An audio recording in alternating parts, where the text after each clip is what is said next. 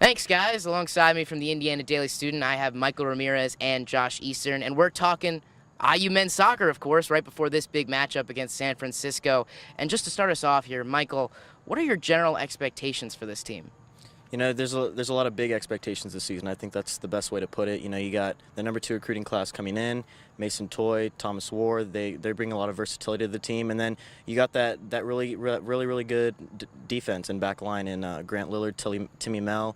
You got Buckmaster and Klein rotating at the right back, and then you got a new guy, Trey Muse, in goal, who should be really good this season. So there's a lot of high expectations. #7 in the country coming into the season, so it should be a good one.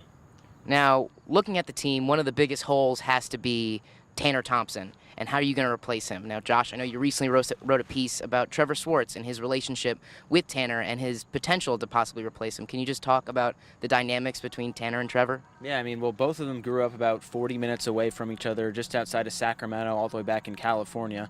So they're California kids playing against a California team, but both these guys still talk a lot. Coach Yeagley was told by Tanner Thompson to take a look at Trevor Swartz and maybe give him a chance here at Indiana. He ultimately did. He redshirted, and now he's back here in this 10 role this season, taking over for that position Tanner Thompson vacated. Obviously, Tanner Thompson playing just up the road for the Indy 11, so they still talk a lot. They're still close geographically, and Tanner still talks a lot with Trevor Swartz.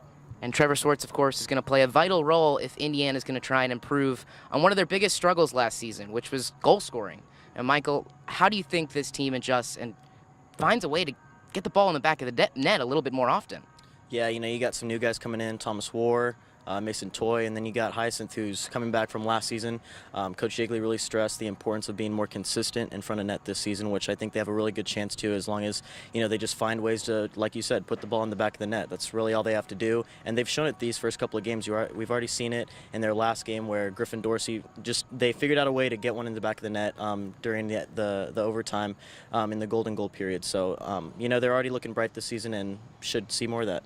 And you mentioned a few freshmen in your conversation about goal scoring. One of them, Griffin Dorsey, recently took home Big Ten Offensive Player of the Week.